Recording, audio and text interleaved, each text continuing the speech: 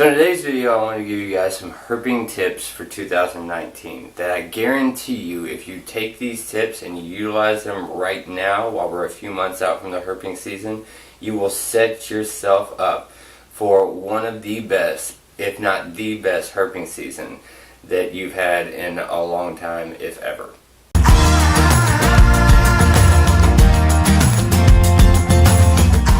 So today what I want to talk about is laying out boards and tin. And when I say boards, I know you lay out plywood, you can lay out, most of us usually lay out like plywood, or at least flip plywood and tin.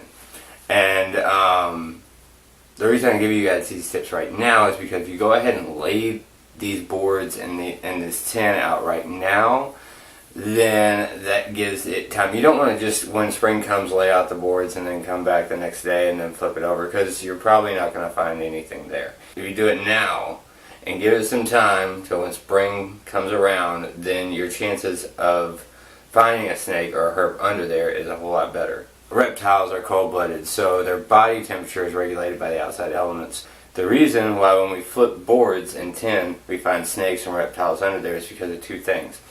One, the sun's just way too hot and they usually go under there for some kind of cover to escape the heat and kind of cool down and regulate that body temperature where they're just not going to just cook.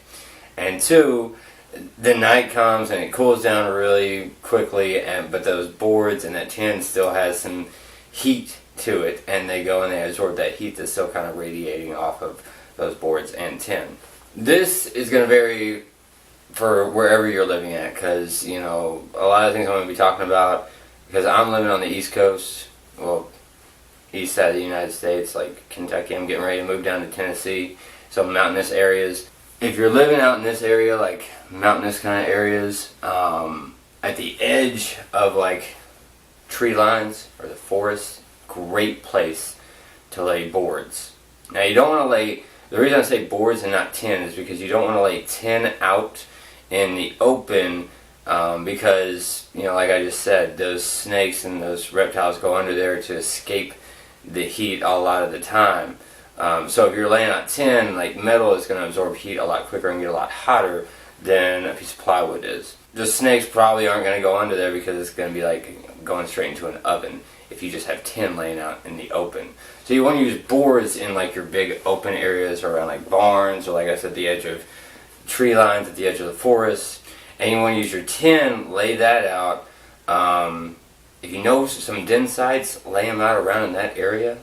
Or if you're living in kind of like a big bluffy kind of area or a big hillside, copperheads, and I know timber rattlesnakes too. A lot of times when you have that tree and there's that hill right there, that little spot right there behind that tree, a lot of the times they'll hide out there and ambush prey. So that would be a lot of the times where they'll stick to their ambush kind of area. So if you lay some tin out around that area, then I mean, it just makes sense that a snake would kind of go under there, because they're ambushing a prey.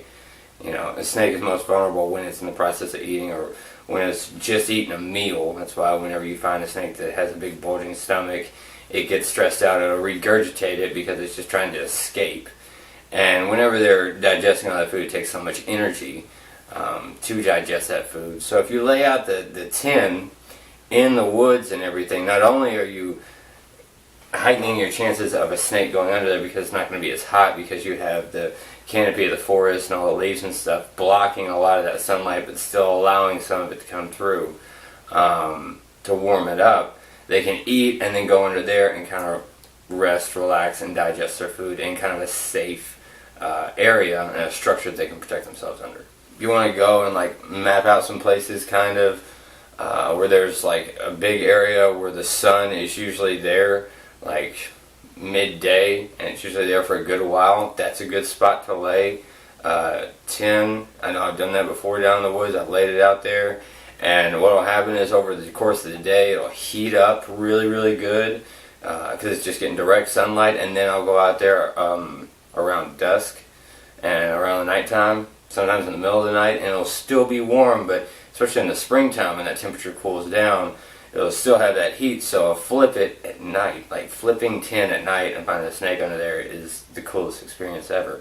As far as laying out boards goes, I would recommend laying out plywood because it's thin and it can really, it absorbs heat really well, and also vegetation and everything can kind of grow around it, and it kind of becomes part of the environment, almost just like a log laying there, a big flat piece of bark or something like that, or a board from a barn that's been laying there for forever, has grass over it, so it becomes part of the snake's environment a lot quicker.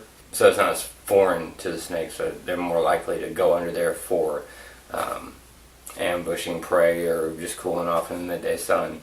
So I would use plywood, and any kind. If you have like a creek or a stream or any kind of water source in a field, I would lay those out there. Not like, don't line up the whole entire creek, but just lay like one at the mouth of the creek or at one part of it, and then go about 100 yards, lay another one, and you can scatter them out abroad. I mean, don't cluster them all together super tight. Don't touch them once you lay them out there until, I don't know, let's say around like early to mid-May. Then go out there.